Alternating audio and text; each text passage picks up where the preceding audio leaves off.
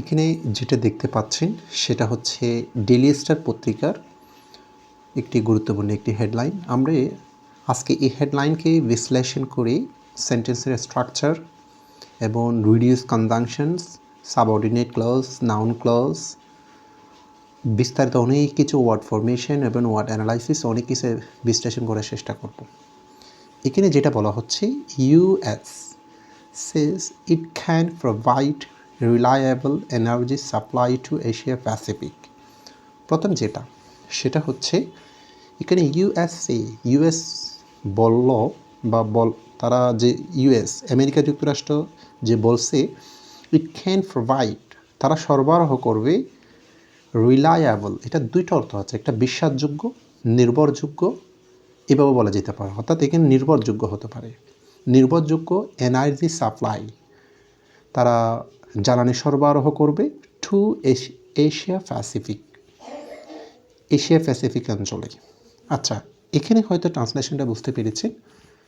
এখানে আমরা যদি দেখি প্রথম যেটা সেটা হচ্ছে এখানে দুইটা ক্লজ আছে।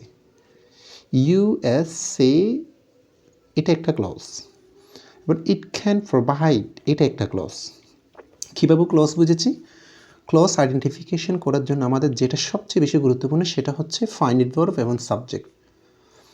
সে এটা একটা ফাইনাইট ভার্ব, ইউএস এখানে সাবজেক্ট, তাহলে একটা সাবজেক্ট একটা ফাইনাইট ভার্ব আমরা বলতে পারি এতটুকু পর্যন্ত একটা ক্লজ। ইট ক্যান প্রোভাইড, এখানে ইট হচ্ছে যে সাবজেক্ট, ক্যান মডেল ভার্বের উপরে বেস ফর্ম হয়, অক্সিলিয়ারি ভার্ব আর মেইন ভার্ব মিলে এটা একটা ফাইনাইট ভার্ব, এখানে একটা সাবজেক্ট, তাহলে এখানে একটা সাবজেক্ট এখানে একটা ফাইনাইট ভার্ব, তাহলে এখানে একটা ক্লজ পাচ্ছে, আগে একটা ক্লজ পরে একটা ক্লজ, অর্থাৎ দুইটা ক্লজ। এখন এখানেই তাহলে প্রশ্ন হতে পারে, একটা সেন্টেন্সে যদি একাধিক ক্লজ থাকে সেখানে অবশ্যই একাধিক ক্লজকে যুক্ত করার জন্য একটা কনজাংশন থাকা লাগবে।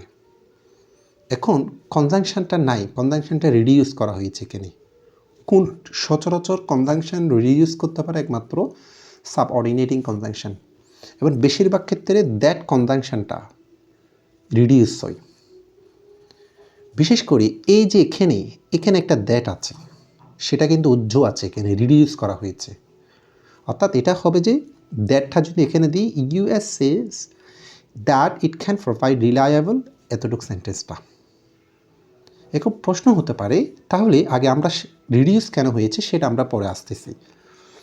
এখন এটার আগে যেহেতু কনজাংশন নাই, এটা হচ্ছে যে main clause, that it can, যেহেতু এটার আগে দ্যাটটা আছে, সাবঅর্ডিনেটিং কনজাংশনটা আছে, তাহলে এটাই হচ্ছে ইট ক্যান প্রোভাইড, এটা হচ্ছে যে সাবঅর্ডিনেট ক্লজ। এটা প্রিন্সিপাল বা মেইন ক্লজ, এটা সাবঅর্ডিনেট ক্লজ, কারণ দুইটা সাবঅর্ডিনেট ক্লজ কখনো হতে পারে না, একটা প্রিন্সিপাল ক্লজ অবশ্যই থাকা লাগবে। তাহলে একটা প্রিন্সিপাল ক্লজ, একটা সাবঅর্ডিনেট ক্লজ, একটা প্রিন্সিপাল ক্লজ, একাধিক সাবঅর্ডিনেট ক্লজ বা একটা সাবঅর্ডিনেট ক্লজ থাকলে আমরা বলতে পারি এই সেন্টেন্সটা হচ্ছে এটা একটা কমপ্লেক্স সেন্টেন্স, এটা হচ্ছে একটা কমপ্লেক্স সেন্টেন্স। আচ্ছা, আমরা কমপ্লেক্স সেন্টেন্স কীভাবে আইডেন্টিফাই করব সেটা আমরা বুঝেছি। এখন প্রশ্ন হতে পারে এই সাবঅর্ডিনেট ক্লজ তিন প্রকার: adjective clause, noun clause, adverbial clause. এই যে সে এখানে এটা হচ্ছে একটা ট্রানজিটিভ ভার্ব। ইউএস যে বলল তারা নির্ভরযোগ্য জ্বালানি সরবরাহ করবে এশিয়া প্যাসিফিক অঞ্চলে, তাহলে এই যে সের পর অংশটাকে আমরা যদি বলি কি বলেছে, এই অংশটাকে আমরা এই পরবর্তী অংশটাকে ওয়ার্ড দ্বারা প্রশ্ন করলে পাচ্ছি। এটা যেহেতু ওয়ার্ড দ্বারা প্রশ্ন করলে পাচ্ছি, সেহেতু আমরা জানি হোয়াট এবং হুম, কী বা কাকে দ্বারা প্রশ্ন করলে যেটা হয় সেটা হচ্ছে দ্য অবজেক্ট। তাহলে এই সের পরে এটা একটা অবজেক্ট, কারণ এখানে সে একটা ট্রানজিটিভ ভার্ব। তাহলে যেই কোনো একটা ওয়ার্ড যদি অবজেক্ট হয়, নাউন ফ্রেজ অবজেক্ট হলে নাউন ফ্রেজ, ক্লোজ যদি অবজেক্ট হয় তখন এটা আমরা বলতে হবে এটা হচ্ছে একটা নাউন ক্লোজ, অর্থাৎ এটার অবজেক্ট হিসেবে নাউন ক্লজ হিসেবে কাজ করেছে এখানে। এরকম কোনো ক্লজ, সাবঅর্ডিনেট ক্লজ যদি অবজেক্ট ক্লজ হয়, সেটা যদি দ্যাট দ্বারা শুরু হয়, সেক্ষেত্রে অনেক সময় দ্যাটটা উজ্জ্ব থাকতে পারে, নাম্বার ওয়ান। তাছাড়া কিছু সুনির্দিষ্ট ভার্ব আছে, সে, থিঙ্ক, বিলিভ, নো, হোপ, এগুলো যদি ট্রানজিটিভ ভার্ব, এগুলোর ফলে যদি দ্যাট দ্বারা যুক্ত নাউন ক্লজ থাকলে বুঝে নিতে হবে অনেক সময় দ্যাট কনজাংশনটা উজ্জ্ব থাকতে পারবে, এটা রিডিউস থাকতে পারবে, এটা থাকা বাধ্যতামূলক না, না থাকলে কিন্তু সেন্টেন্সটা কিন্তু এটা গ্রহণযোগ্য হবে এবং এটা একটা কমপ্লিট মিনিং প্রকাশ করবে, এই জন্য না থাকলেও কোনো সমস্যা নাই। আচ্ছা, এখন কেন এটা রিডিউস হলো সেটা বুঝতে পেরেছেন, এটা কমপ্লেক্স সেন্টেন্স সেটাও বুঝতে পেরেছেন। এখানে আমরা আরও যদি কয়েকটা বিষয় যদি জানতে পারি, এই যে রিলায়েবল, এটা হচ্ছে যে অ্যাডজেক্টিভ। এখানে এটা অ্যাডজেক্টিভ কীভাবে বুঝেছি, এখানে রিলায়েবল এনার্জি সাপ্লাই কী সরবরাহ করবে, নির্ভরযোগ্য জ্বালানি সরবরাহ, অর্থাৎ প্রোভাইড এখানে ট্রান্সিটিভ ভার্ব। এই ফুল এটা হচ্ছে একটা অবজেক্ট, এটা এখানে অবজেক্ট যখন ফ্রেজ আছে, এখন এটা এখানে আমার বলতে হবে যে এটা হচ্ছে যে একটা নাউন ফ্রেজ। তাহলে নাউন ফ্রেজের শেষের একদম ওয়ার্ডটা, সাপ্লাই ওয়ার্ডটা এখানে নাউন। আমরা জানি সাপ্লাই শব্দটা কিন্তু সরবরাহ করা, এটা ভার্ব হয়, কিন্তু এখানে কিন্তু এটা নাউন হচ্ছে সরবরাহ। তাহলে নাউনের আগে অ্যাডজেক্টিভ, আরেকটা অ্যাডজেক্টিভ, এখানে রিলায়েবল এটা অ্যাডজেক্টিভ। তবে আরেকটা কথা হচ্ছে, শব্দের পরে যদি এবল সাফিক্স থাকে তখন এটাকে আমরা বলতে পারি, যেমন কনভেনশনাল, ন্যাশনাল। এভাবে এবল, ALEIVLE, ইভল, এইগুলা ইভল, LE সাফিক্সগুলো থাকলে সেটা সর্বদা অ্যাডজেক্টিভ হয়। আর সাপ্লাই এখানে হচ্ছে যে বিন্যাস অনুসারে কিন্তু অ্যাকচুয়ালি এখানে নাউন অর্থ ইউজ করা হয়েছে।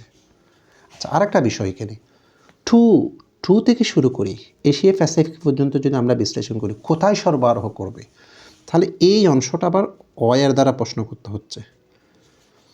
এখন প্রশ্ন হতে পারে এখানে টু দ্বারা শুরু হয়েছে বিদায় এটা প্রেপোজিশনাল ফ্রেজ বলা যাবে না, এটা ওয়ার দ্বারা প্রশ্ন করা হচ্ছে বিদায়, এর জন্য এটা হচ্ছে আবার অ্যাডভার্বিয়াল ফ্রেজ, এটা হচ্ছে আবার অ্যাডভার্বিয়াল ফ্রেজ।